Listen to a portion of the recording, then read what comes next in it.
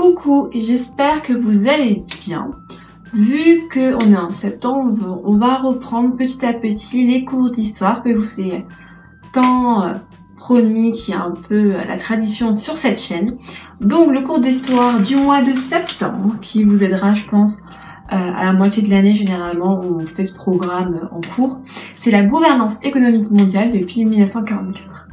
Donc je vous mets un peu dans l'ambiance. En 1944, on est sur le point de terminer la Seconde Guerre mondiale et on a deux grosses puissances qui se distinguent. On a d'un côté les États-Unis et de l'autre l'URSS. Les deux ont un pouvoir de puissance en termes de puissance économique, mais également de puissance culturelle. On a deux styles totalement différents qui s'affrontent, on va dire entre guillemets le style soviétique de l'URSS et le style occidental, ou des styles occidentaux, enfin un style occidental, de la part des États-Unis d'Amérique. Ma problématique, comme d'habitude, est la plus simple. Comment s'organise la gouvernance économique mondiale de 1944 à nos jours? Donc je vous rappelle juste que les problématiques que je formule moi sont extrêmement simples pour comprendre au mieux mon plan. Généralement les problématiques sont un peu plus travaillées avec votre professeur et donc vous pourrez bien sûr interchanger si vous décidez de prendre des notes sur cette petite vidéo. Donc en grand 1, on sera de 1944 à 1971, de la fin de la Seconde Guerre mondiale à la guerre froide. Guerre froide qui se déroulera avec l'affrontement de deux grosses puissances que je vous ai citées précédemment, l'URSS et les États-Unis d'Amérique. La deuxième partie, c'est 1971 à 1991. Donc vous l'aurez compris, c'est le début un peu du désordre économique et la fin de l'URSS. Et de 1991 à nos jours. Généralement, on fait toujours la troisième partie à nos jours, si vous ne l'avez pas remarqué. En manière générale, c'est comme ça. Donc la partie 1, c'est de 44 à 111. Donc on est en 44, les accords de Bretton Woods sont signés par 44 pays. Donc c'est un des premiers accords politiques économiques qui permettra la création du FMI et de la Banque mondiale. En 1947, on a la signature des accords du GATT entre 23 pays qui sont signataires, avec entre autres l'abaissement progressif en fait, des droits de douane entre ces différents pays. Ça permet de régulariser un peu les droits de douane. Et en fait, ça, on peut s'en rendre compte que ce style, on le retrouve entre autres dans l'Union européenne. Voilà, si vous êtes parti cet été dans un pays étranger, vous vous êtes rendu compte qu'on a des douanes à passer et que parfois, on vous demande même combien vous avez d'argent liquide sur vous pour pouvoir gérer ce qui rentre et ce qui sort. La douane, c'est vraiment ça. Voilà, faut vraiment retenir dans ce terme-là, c'est que la douane vérifie ce qui rentre et ce qui sort pour éviter d'avoir en fait des pertes économiques pour le pays. Voilà, en gros, je vous ai résumé l'utilité de la douane. En 1947, on a le plan Marshall qui montre en fait la diplomatie du dollar, donc l'importance que représente la puissance américaine dans la mondialisation et sur la terre, tout bêtement, la puissance qu'elle a de répandre sa culture et d'imposer entre guillemets son économie. On a vraiment une gouvernance mondiale de la part des États-Unis d'Amérique qui a une mainmise sur tout ce qui est commerce. En 1960, la création de l'OPEP, OPEP, pour maîtriser les cours du pétrole. On aura en 64 la création par l'ONU de la CNUS, c'est CNUCED, pour maîtriser en fait les cours des matières premières tout bêtement. En 71, on a la fin du système de Bretton Woods, donc fin des accords de Bretton Woods. En 1971 à 1991, on a ce qu'on appelle un peu le désordre économique.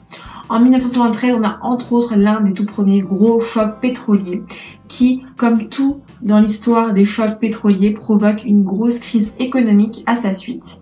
Voilà, vous savez, vous avez le jeudi noir, vous avez deux chocs pétroliers et on a la crise des subprimes qui sont en fait les 4 grosses crises économiques que l'on retient lorsqu'on apprend les cours par rapport aux différentes crises économiques et en SES par exemple. En 1975, on a la création du G6, lorsque à Rambouillet, donc on a 6 pays les plus puissants du monde, avec donc les États-Unis d'Amérique, la Grande-Bretagne, voilà, la France, l'Italie, l'Allemagne et le Japon. En 1979, on a le deuxième choc pétrolier qui provoque donc la 3e plus grosse crise économique au monde. Donc et la troisième également du XXe siècle, en plus qui s'accumule aux nombreuses guerres et affrontements qui aura impacté ce XXe siècle. On arrive en 1989 avec la chute du mur de Berlin. Cette date-là, on la retrouve énormément dans différents thèmes. Donc c'est des dates comme ça que vous allez facilement retenir parce que vous allez les apprendre continuellement durant les différents cours que vous allez faire. Et on a en 91 la fin de l'URSS avec Gorbatchev, si je ne me trompe pas, parce que je me suis pas noté ça sur mes notes, mais de souvenir, c'est ça. Avec une dissolution en fait de la plus grande puissance économique mondiale. Je pense du XXe siècle, ça c'est mon avis pour moi, parce que quand on voit la grandeur de l'URSS et ce qu'elle représentait, en 91 c'est vraiment une rupture totale et on a la création des différents pays de l'ex-URSS. De 91 à nos jours, maintenant, donc en 1992, vous avez donc la Russie qui entre au FMI, et ça c'est important de le noter, parce que après la fin, un an avant de l'URSS, bah, on se dit qu'en un an elle a quand même réussi à se construire et à pouvoir proposer de solides convictions pour pouvoir entrer au FMI. En 1994, on a les accords donc du GATT qui se déroulent à Marrakech sur l'agriculture qui est signé. En 1995, on a la création de l'OMC, l'Organisation mondiale du commerce, qui est extrêmement importante dans les échanges entre les pays, où on a des accords qui sont signés, où on a en fait on doit signer des, comment ça s'appelle, comme des lois en fait, on s'engage à respecter. Si on ne respecte pas ces lois, on peut être, soit on peut avoir des taxes, on peut avoir des impôts, comme des impôts à payer pour le pays qui a enfreint les règles qu'il a signées. Voilà. En gros, je vous l'ai fait, en gros, le résumé un peu de l'OMC qui permet en fait tout bêtement de réguler le commerce international. En 97, on a une très grosse crise économique asiatique qui s'abat. Et le problème, c'est que l'Asie, c'est un peu comme on appelle ça, les petites mains du monde, les petites mains du monde, parce que c'est là-bas qu'on construit tout ce qui est matière première. Vraiment, quand on parle de l'Asie, on n'a pas que la Chine, on n'a pas que Taïwan, on n'a pas que l'Inde, c'est vraiment tous ces pays, avec aussi le Vietnam, le Cambodge, le Bangladesh, où on crée énormément de textiles, de produits de haute technologie, la production, voilà, où on commence à avancer dans tout ce qui est nouvelle technologie, la NTIC, donc c'est ultra important, et donc cette crise-là est importante à retenir, même si elle n'impactera pas l'économie des pays occidentaux, mais elle impactera le commerce plus généralement. En 1999, on a la création du G20, donc les 20 plus grandes puissances mondiales qui se réunissent. En 2001, on a la Chine qui rentre à l'OMC, et là c'est ultra important parce que la Chine est un pays comme un peu l'URSS, enfin la Russie qui avait une mainmise, qui était tout bêtement communiste et qui a réussi à s'ouvrir sur le monde malgré tout, et qui, par le fait qu'elle devient les petites mains du monde, je sais plus si c'est exactement ça le terme, mais non, c'est les ateliers du monde qu'on appelle ça, il me semble, les ateliers du monde. Je pense que c'est important que la Chine fasse partie de l'OMC pour pouvoir au mieux aussi commercer avec ces différents autres pays et entreprises mondiales. On arrive en 2007 avec la crise des subprimes, et celle-ci elle est importante à retenir parce qu'elle débarque des États-Unis qui se répandra partout dans le monde pour montrer l'hégémonie de la puissance des États-Unis, vraiment l'hégémonie américaine. C'est vraiment ça qui le montre, c'est le fait que dès qu'il y a une crise qui touche les États-Unis, ça touche partout.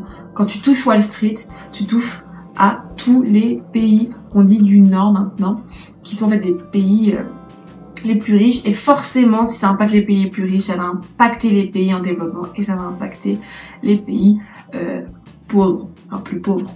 Donc forcément toute crise qui part des pays occidentaux tels que les États-Unis avec une aussi grosse hégémonie, forcément ça devient énorme et ça crée des très grosses crises économiques. Nous, on la note en 2017 pour les subprimes. Il faut savoir qu'elle est venue à peu près un an après, vers 2008, en Europe, où on a vraiment eu des impacts, entre autres sur la Grèce, on a encore quelques séquelles. On a encore, voilà, et encore, la plaie est encore un peu ouverte. Et sur l'Espagne, la branche un peu ibérique, Espagne, Portugal, et également la France, bien entendu, qui a été touchée. On a eu une inflation, tout bêtement, on n'avait plus d'inflation durant quelques années. Donc c'est important et que pour relancer l'économie, c'est beaucoup plus compliqué. Ça part des États-Unis, mais les États-Unis finalement, ils arrivent à rebondir sur leurs pattes, à revenir sur leurs pattes, alors que pas forcément les autres pays tels que l'Union européenne. Après, on a la chance d'être, encore une fois, dans l'Union européenne. Ça, on l'oublie souvent. C'est que l'Union européenne, ça permet quand même d'ajuster, entre guillemets, dès qu'il y a ce genre de crise économique et pouvoir aider les pays qui sont le plus dans le besoin. Et ça, c'est grâce à la Banque européenne, encore une fois. Bref, c'est tout un système, je vais pas revenir dessus. Donc, en conclusion, la gouvernance économique mondiale a subi énormément de hauts, de bas, que de nombreuses guerres ont impacté l'économie des pays, que dès qu'il y a une crise qui touche un pays, maintenant on est vraiment lié par le commerce international, que tous ces organismes, le GATT, l'OMC, le FMI, tout ça nous lie entre les pays, donc forcément lorsqu'un pays est touché, les autres pays sont touchés, ça c'est important de le savoir et de le comprendre dans ce thème-là plus précisément. Sur ce, je pense que j'ai fini. Pour moi, c'est pas le thème le cours le plus compliqué. On a des dates qui reviennent énormément dans d'autres cours tels que des cours d'histoire, de géographie et de SES, si vous avez pris SES. C'est pas si vous êtes en cours de ES, en classe de ES, pardon. Donc, ce sont des choses qui reviennent. Donc, je pense vraiment que c'est pas le plus compliqué, qui est plutôt simple à retenir, que ce sont des dates logiques. Voilà, je vous rappelle que voilà, j'ai fait une petite vidéo sur comment retenir les dates d'histoire et que je pense que là c'est l'un des sujets qui serait plus simple à retenir pour moi avec l'Allemagne. Bon, après l'Allemagne, j'ai la particularité d'avoir bien retenu pourtant, voilà. Mais pour moi, celui-ci est un sujet plutôt facile. Si vous tombez dessus, vous avez de la chance. Voilà, je vous le dis clairement. Donc, sur ce, je vous embrasse. On se retrouve pour une prochaine vidéo. N'hésitez pas à laisser un commentaire, à vous abonner. N'hésitez pas, vous pouvez vous abonner en masse. Ça me fera extrêmement plaisir de voir que vous êtes abonnés. Voilà, de mettre un pouce bleu. Bref, je vous embrasse. On se retrouve pour une prochaine vidéo. Sur ce, ciao!